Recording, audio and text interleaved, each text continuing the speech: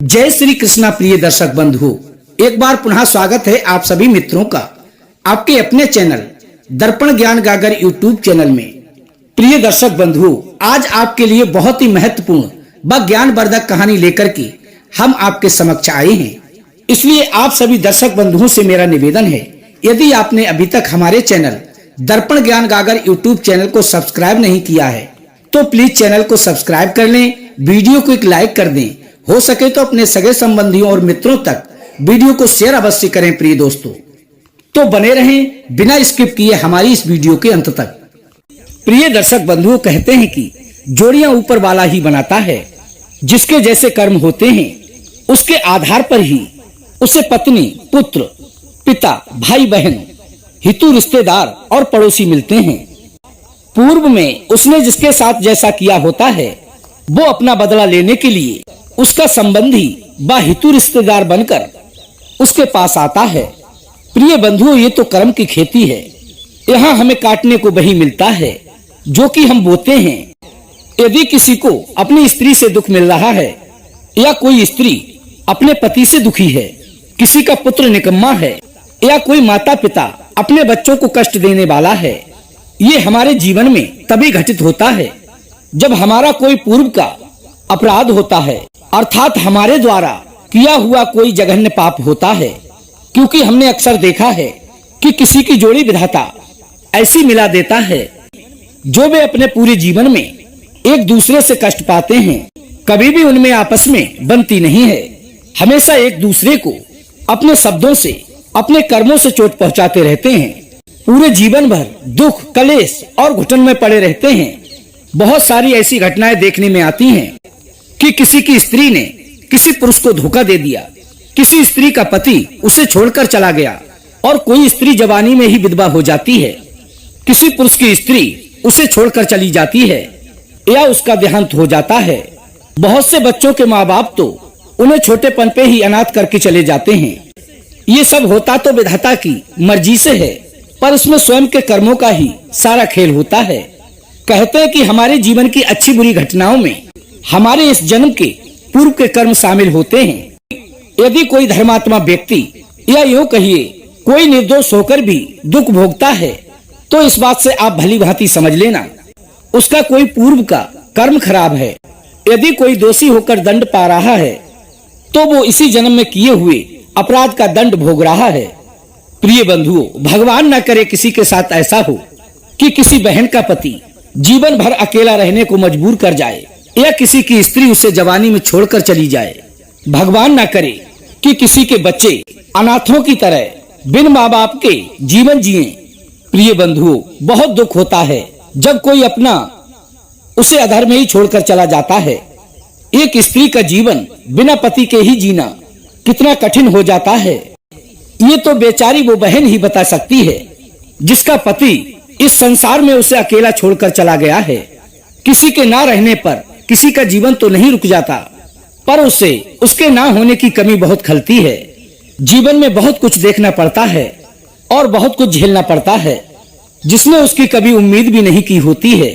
प्रिय बंधुओं, एक बार की बात है, किसी राजा के राज्य में एक सैनिक नौकरी करता था। उस सैनिक के माँ बाप तो थे नहीं, उसकी एक पत्नी थी, लेकिन घर में कोई संतान नहीं थी। वो अपनी पत्नी से बहुत ही प्रेम किया करता था। जब वो सैनिक छुट्टियों पर अपने घर आता था तो अपनी स्त्री के लिए ढेर सारे उपहार लेकर आता था। उसकी पत्नी भी उससे बहुत प्रेम करती थी। एक दिन की बात है, जब वो सैनिक छुट्टी लेकर अपने घर आया तो उसकी दोस्ती एक सेठ के नौजवान लड़के से हो गई। सेठ के बेटे ने कहा कि हे मित्र, बुरा ना मानो तो मैं तुम्हें एक सुझाव दूं। तुम्हारे पास जो पैसा पड़ा है वो खाली यूं ही पड़ा है, उसे किसी काम में क्यों नहीं लगा देते? तुम तो हर समय ड्यूटी पर रहते हो, तो तुम अपना पैसा मेरे साथ व्यापार में क्यों नहीं लगा देते? व्यापार मैं करता रहूंगा और व्यापार से जो आमदनी होगी हम दोनों उसे आपस में बांट लेंगे। तुम अपनी नौकरी भी करते रहोगे और तुम्हारी आमदनी भी दुगनी होती रहेगी। सैनिक के दिमाग में वो सुझाव बहुत ही अच्छी तरह से बस गया, इसलिए उस सैनिक ने व्यापार में 10 लाख रुपए लगा दिए। अब उस सेठ के बेटे ने फौजी से पैसे लेकर अपने व्यापार में लगा दिए। कुछ ही दिनों में उनका कारोबार बहुत ही अच्छा चमक उठा। अब तो खूब कमाई होने लगी। दिन प्रतिदिन उनका कारोबार बढ़ता ही चला गया। सैनिक तो बड़ी ही ईमानदारी से अपनी ड्यूटी कर रहा था और वो सेठ का बेटा बड़ी ही ईमानदारी से अपना कारोबार संभाल रहा था। कभी कभार उस साहूकार जादे का आना जाना उस सैनिक के घर पर होता रहता था। इसी दौरान उस सैनिक की स्त्री से उसकी मुलाकात हो गई। जब उस सैनिक की पत्नी ने साहूकार के सुंदर लड़के को देखा तो वो अपने मन में सोचने लगी कि मेरा पति तो हर समय राजा के यहाँ ड्यूटी पर रहता है और कभी कभार ही घर पर आते हैं, पर साहूकार ज्यादा तो रोज मेरे घर पर आता है। क्यों ना इस मौके का फायदा उठाया जाए। उस सैनिक की पत्नी ने अपने मन में यही सोचकर उस सेठ के बेटे से मित्रता कर ली। प्रिय दर्शक बंधुओं, कहते हैं कि कुटिल स्त्रियों का पति रूप गुण बल में चाहे कितना भी निपुण क्यों ना हो, फिर भी पर पुरुषों में आसक्त हो ही जाती हैं। अब तो वो साहूकार ज्यादा प्रतिदिन उसके घर आने जाने लगा। दिन प्रतिदिन उनके बीच प्रेम संबंध गहरे होते चले गए।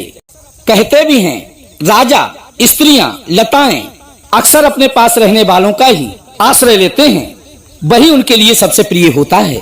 इस प्रकार प्रिय दोस्तों, उन दोनों की नजदीकियां बढ़ती गईं। प्रिय दर्शक बंधुओं, एक दिन की बात है, वो साहूकार ज्यादा सैनिक की पत्नी के साथ उसके घर में सोया हुआ था और उसी दिन उस सैनिक को छुट्टी मिलती है और वो अपनी स्त्री को ढेर सारे उपहार लेकर अपने घर आता है। मन में अपनी पत्नी से मिलने की उमंग थी। वो अपने मन में सोच रहा था कि जब मैं अपनी स्त्री से मिलूंगा तो वो मुझे देखकर एकदम खुश हो जाएगी। लेकिन उसे क्या मालूम था कि उसकी स्त्री किसी और को अपना दिल दे बैठी है, अर्थात किसी और को अपने दिल में बसाए बैठी है। जब वो सैनिक अपने घर आता है तो उसके घर के दरवाजे अंदर से लगे हुए थे। तभी वो सैनिक दरवाजा खटखटाता हुआ आवाज लगाता है, पर उस समय साहूकार ज्यादा उसकी स्त्री के साथ सोया हुआ था। अब तो अपने पति की आवाज सुनकर उसकी पत्नी बहुत घबरा गई, क्योंकि उसकी चोरी पकड़ी जाने वाली थी। वो अपने मन में सोचने लगी कि यदि मेरे पति ने मुझे इस हालत में देख लिया तो वो मुझे अवश्य ही मार डालेगा। यही सब सोचकर उसने साहूकार के बेटे को तो एक संदूक में बंद कर दिया और सज समर व अपने वस्त्र ठीक करके उसने दरवाजा खोला। उसे तो पता ही था कि उसका पति द्वार पर खड़ा है, इसलिए वो द्वार पर आकर ही अपने पति की बाहों में लिपट गई। उसका पति सैनिक भी उससे मिलकर बहुत खुश हुआ। वो अपने पति से सिर्फ दिखावटी प्रेम कर रही थी ताकि उसका ध्यान कहीं और ना जाए। वो दरवाजे से सीधे अपने पति को छत पर ले गई और ऊपर ही चारपाई डाल दी। भोजन, पानी, कपड़े सभी छत पर लाकर दे दिए। अब तो वो दौड़ दौड़ कर अपने पति का प्रिय कार्य करने में लग गई और वो सैनिक भी अपनी पत्नी के इस प्रकार के व्यवहार से बहुत खुश था। वो अपने मन में सोच रहा था कि मेरी स्त्री मुझसे कितना प्रेम करती है। जब से मैं आया हूँ तब से मेरी सेवा में लगी हुई है। प्रिय दर्शक बंधुओं, बड़े ही प्रेम से वो सैनिक भोजन करता है और भोजन करने के बाद अपनी पत्नी से मीठी मीठी बातें करने लगता है। इस प्रकार बातें करते करते उस सैनिक को नींद आ जाती है और उसकी पत्नी अपने पति को अच्छी प्रकार से सुलाने के बाद उस साहूकार जादे के पास पहुंच जाती है, जो काफी देर से संदूक में बंद था। उसने उसे संदूक से निकाला और दोनों ने मिलकर उस सैनिक को मारने का षड्यंत्र बनाया। वो सैनिक गहरी नींद में सोया हुआ था, इसलिए उन दोनों ने पहले तो उसे रस्सी से बांध लिया, उसके बाद तकिए से दम घोंटकर उसका प्राणांत कर दिया और उसके शव को जलाकर रात ही रात में जंगल में फेंक दिया। प्रिय दर्शक बंधुओं, इधर अब साहूकार जादे ने सोचा कि अब तो सैनिक का सारा पैसा मेरा ही हो गया। अब मैं इस पैसे को लेकर परदेश चला जाता हूँ, वहीं रहकर व्यापार करूंगा। यही सोचकर वो उस स्त्री को बिना बताए वहां से चला गया। जब उस सैनिक की पत्नी ने उस साहूकार का कोई अता पता नहीं पाया तो वो बहुत दुखी रहने लगी और एक दिन उसने नदी में कूदकर अपनी जान दे दी। अब साहूकार के राह का जो बचा कुचा कांटा था वो भी निकल चुका था। ये बात सुनकर वो साहूकार बड़ा ही खुश होता है कि अब तो सारा पैसा उसी का हो गया। अब इस पैसे में से किसी को भी एक फूटी कौड़ी नहीं देनी है। उस साहूकार ने बड़ी ही धूमधाम से अपना विवाह रचा लिया और अपनी आनंद की जिंदगी जीने लगा। अब तो वो अपनी नई दुनिया में बहुत ही मगन था। पिछली घटना को वो भुला चुका था। कुछ दिन बाद उस सेठ के घर में एक पुत्र का जन्म होता है। अब तो वो साहूकार और भी ज्यादा खुश हो जाता है कि भगवान की मेरे ऊपर बहुत बड़ी दया है, खूब सारा पैसा मेरे पास है और कारोबार भी अच्छा खासा चल रहा है। अब तो घर में एक बेटा भी आ गया है, क्योंकि अब देने वाला तो मर चुका था, इसलिए उसे किसी भी बात की कोई चिंता नहीं थी। अब वो साहूकार का पुत्र धीरे धीरे बड़ा होने लगा। पढ़ने लिखने में वो बहुत ही होशियार था। उस साहूकार जादे ने उसको खूब पढ़ाया लिखाया और जब वो बड़ा हो गया तो साहूकार जादे ने एक सुंदर सी लड़की देखकर अपने पुत्र का विवाह करवा दिया। साहूकार जादे ने सोचा कि अब मेरा बेटा तो कारोबार संभाल ही लेगा, मुझे अब किस बात की चिंता है। कई तरह के सपने सेठ की आंखों में तैर रहे थे। तब तक प्रिय बंधुओं, वही सेठ का लड़का बीमार पड़ जाता है जिसकी अभी कुछ दिन पहले शादी हुई थी। उसे ऐसा असाध्य रोग बन गया था कि सेठ उसे लेकर बहुत सारे डॉक्टरों के पास गया था। कभी वैद्यों के पास जाता, कभी हकीमों के पास जाता। उस साहूकार जादे ने अपने पुत्र को ठीक कराने के लिए एड़ी चोटी का खूब सारा जोर लगा लिया, पर उससे कोई भी डॉक्टर न वैद्य हकीम ठीक नहीं कर पाया। अब तो उससे जो कोई जहां बताता वो अपने पुत्र को वहां ले जाता था, पर परिणाम कुछ भी नहीं निकलता, जीव की त्यों रहता। उसने बड़े बड़े महंगे डॉक्टरों को दिखाया, पर किसी का उपचार उसके पुत्र के काम नहीं आया। उसकी तबीयत दिन ब दिन बिगड़ती ही जा रही थी, पैसा बर्बाद हो रहा था और बीमारी थमने का नाम नहीं ले रही थी। उस साहूकार जादे का सारा धन और सारी संपत्ति बिककर उसके बेटे के इलाज में लग गई। अब तो डॉक्टरों ने भी हाथ खड़े कर दिए थे। डॉक्टरों ने उस लड़के के लिए लाइलाज घोषित कर दिया। डॉक्टरों ने कहा, अब हाथ पैर पटकने से कोई भी फायदा नहीं है, आपका बेटा अब बच नहीं पाएगा। 2-4 दिन ही इसके जीवन में शेष रह गए हैं। प्रिय बंधुओं, डॉक्टरों का जवाब सुनने के बाद वो साहूकार ज्यादा बड़ा ही दुखी हुआ और रोता चिल्लाता अपने बेटे को लेकर घर लौट आया। तभी रास्ते में उसे एक संत जी मिले। उन संत जी ने पूछा कि हे सेठ जी, क्या हुआ, आप बड़े ही दुखी लग रहे हो। सेठ जी ने अपना दुख उन संत जी से प्रकट किया। कहा कि हे संत जी, हमारा ये एक ही बेटा है, सोचा था कि बुढ़ापे में सहारा बनेगा, हमने इसका विवाह कर दिया। शादी हुए अभी थोड़े ही दिन हुए हैं और अचानक से ये बीमार पड़ गया। इसके इलाज में हमने अपना सारा धन खर्च कर दिया है। अपनी सारी संपत्ति बेचकर हमने अपने बेटे के इलाज में लगा दी। जिसने जहां बताया हम इसको वहां ले गए, पर इससे कहीं भी आराम नहीं हुआ। अब तो डॉक्टरों ने भी मना कर दिया है कि अब ये बचेगा नहीं, हम तो बर्बाद हो गए, हमारा धन भी चला गया और बेटा भी नहीं बचेगा। तभी उन संत जी ने कहा कि हे सेठ जी, तुम दिल छोटा क्यों करते हो। हमारे पड़ोस में एक वैद्य जी रहते हैं, वे बहुत ही सस्ती दवा देते हैं, सिर्फ 2 आने की दवा देते हैं। उन्होंने ना जाने कितने मुर्दों को उठाकर खड़ा कर दिया है। तुम भी एक बार उनकी दवा खिलाकर अपने बेटे को देखो, शायद आपके बेटे को कुछ आराम हो जाए। प्रिय दर्शक बंधुओं, अब तो उन सेठ जी ने बिना समय गवाए उन वैद्य जी से 2 आने की दवाई ले ली। अपने मन में सोचा शायद भगवान की कृपा हो जाए। सेठ जी ने वो पुड़िया जैसे ही अपने बेटे को खिलाई, वो लड़का पुड़िया खाते ही मर गया। अब तो सेठ जी और सेठ की पुत्र वधू बुरी तरह से रोने चिल्लाने लगी। पूरा गांव इकट्ठा हो चुका था।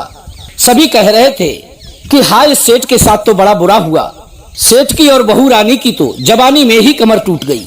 इस बेचारी का क्या कसूर था, ये तो जवानी में ही विधवा हो गई।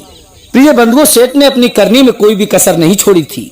अपनी सारी धन दौलत अपने बेटे के इलाज में लगा दी, फिर भी भगवान ने उनका बेटा नहीं बचाया। सारे लोग शोक मना रहे थे। उसी समय एक महात्मा जी वहां आते हैं। तभी उन संत जी ने पूछा, क्या हुआ, किस लिए रोना धोना पड़ा है। तभी गांव वालों ने बताया कि हे महात्मा जी, सेठ का इकलौता बेटा था। सेठ ने अपनी सारी संपत्ति बेचकर उसका इलाज करवाया, लेकिन फिर भी वो बचा नहीं। अब वे संत जी उस सेठ को समझाने के लिए पहुंच गए कि हे सेठ जी, रोना धोना छोड़ो, ये दुनिया तो आनी जानी है, आज नहीं तो कल यहाँ से जाना ही है, फिर शोक कैसा। तभी वो सेठ बोला कि हे संत जी, जिसका जवान बेटा मर जाए वो शोक नहीं करेगा तो क्या करेगा। तभी वो महात्मा जी बोले कि अरे सेठ जी, आज तो तुम रो रहे हो, पर उस दिन तो तुम बड़े खुश हो रहे थे। उन संत जी के इतना कहते ही वो सेठ चौंक कर बोला, किस दिन की बात कर रहे हो तुम। तभी वो महात्मा जी बोले, उसी दिन जिस दिन वो सैनिक मरा था और उसके पैसे पाकर तुम बड़े खुश हुए थे। तुमने अपने मन में सोचा कि अब उस सैनिक के पैसे लौटाने नहीं पड़ेंगे। तभी वे सेठ जी बोले कि हाँ महाराज, शायद मैंने उसके साथ बहुत बुरा किया। तभी उन संत जी ने फिर से कहा, और उस दिन तो आप बड़े खुश हो रहे थे, खूब मिठाइयां बट रही थी। सेठ ने फिर से पूछा, किस दिन। महात्मा जी बोले, उसी दिन जिस दिन तुम्हारे घर बेटा हुआ था। तभी सेठ ने कहा कि हाँ महाराज, जब बेटा पैदा होता है तो सभी खुश होते हैं, मैं क्या अनोखा हुआ था। तभी महात्मा जी बोले उस दिन भी तुम बहुत खुशी थे, खुशी में तुम्हारे पैर जमीन पर नहीं पड़ रहे थे। तभी सेठ जी ने पूछा, किस दिन? जवाब दिया, उसी दिन जब अपने बेटे का विवाह करके बहू घर लाए थे। तभी सेठ ने कहा कि हे महाराज, अपने बेटे की शादी में तो संसार का प्रत्येक पिता खुश होता है और मैं भी हुआ था, इसमें कौन सी बड़ी बात है। तभी महात्मा जी बोले, जब इतनी बार खुशी मिल चुकी है तो जरा सी बात के लिए क्यों रोते हो, क्यों इसका दुख करते हो? उस सेठ ने कहा कि हे महाराज, ये जरा सी बात आपके लिए होगी, मेरे लिए जरा सी बात नहीं है, मेरा जवान बेटा मरा है। तभी वो संत जी बोले कि हे सेठ जी, आपका जवान बेटा वही सैनिक है जिसको तुमने अपने हाथों से मारा था, वही अपना हिसाब चुकाने तुम्हारे घर बेटा बनकर आया था। उसकी पढ़ाई लिखाई में, उसके खेलने खाने में, उसके विवाह में, उसके इलाज में जो जो पैसे लगे वो सब उसने अपने पिछले जन्म का हिसाब तुमसे पूरा किया। जो कि तुमने उससे 10 लाख रुपए लिए थे, उनमें से कुछ उसने डॉक्टरों को दिलवा दिए और कुछ स्वयं खर्च कर लिए। 2 आने पैसे बचे थे, वो भी वैद्य जी को दिलवा दिए। अब तुम्हारे कर्मों का लेना देना पूरा हो चुका है। तभी सेठ जी ने कहा, चलो हमारे साथ जो हुआ सो हुआ, लेकिन वो हमारी जवान बहू रानी घर में रो रही है, इसमें उसका क्या दोष है? उसने इसका क्या बिगाड़ा था जो उसे भी धोखा देकर विधवा बनाकर चला गया? तभी वो संत जी बोले, ये वही स्त्री है जिसने तुम्हारे साथ मिलकर अपने पति को मरवाया था, जिसके साथ तुम्हारे अवैध संबंध थे। इसने अपने पति को धोखा देकर तुम्हारे साथ प्रेम संबंध बनाए थे। आज वो इसे जवानी में धोखा देकर प्रभु धाम को चला गया। अब हिसाब बराबर हो गया। तुम दोनों ने मिलकर जो उसकी हत्या की थी, उसका हिसाब तुम्हें अगले जन्मों में अवश्य चुकाना पड़ेगा। क्योंकि जो स्त्री अपने पति के साथ धोखा करती है और परपुरुष के साथ संबंध बनाती है, उसे अगले जन्म में जवानी में ही विधवा होना पड़ता है। दूसरी बात, जो स्त्री अपने पूर्व जन्म के पति के साथ अत्याचार करती है, उसे जान से मारती है या उसको छोड़कर किसी दूसरे पुरुष के साथ चली जाती है, पति से पहले सब काम करती है, उसका भी पति के साथ संबंध विच्छेद हो जाता है। जो स्त्री अपने पति को सुख से वंचित रखती है, उसको भी अपने पति का वियोग सहना पड़ता है। ठीक यही हाल पुरुषों का भी होता है। जो पुरुष अपनी स्त्री को दुख देता है, उसे धोखा देता है, उसे पति के सुख से वंचित रखता है, अपनी पत्नी को छोड़कर पर स्त्री से संबंध रखता है, वो भी जवानी में विदुर हो जाता है और जीवन भर उसे स्त्री का सानिध्य प्राप्त नहीं होता है। प्रिय दर्शक बंधुओं, ये तो कर्मों का लेखा जोखा है, जैसा किया है वैसा भोगना ही पड़ेगा। सेठ अब इस बात को भली भांति समझ चुका था कि उसे उसकी करनी का फल मिल चुका है। प्रिय दर्शक बंधुओं, जीवन में किसी के भी साथ कभी धोखा नहीं करना चाहिए, क्योंकि जो स्त्री पुरुष किसी के साथ धोखा करते हैं और पर स्त्री या पुरुषों के साथ संबंध रखते हैं, उन्हें अपने कर्मों का भोग अवश्य ही भोगना पड़ता है। ये संसार का अटल सत्य है। तो प्रिय दर्शक बंधुओं, ये थी आज की हमारी छोटी सी कहानी। यदि कहानी पसंद आए तो वीडियो को एक लाइक कर देना, चैनल को सब्सक्राइब कर लेना, हो सके तो अपने सगे संबंधियों और मित्रों तक वीडियो को शेयर अवश्य करना। प्रिय दोस्तों, हम कल फिर मिलेंगे इसी प्रकार की ज्ञानवर्धक चर्चा के साथ। इसी के साथ प्रिय दोस्तों, राधे राधे, जय श्री कृष्णा।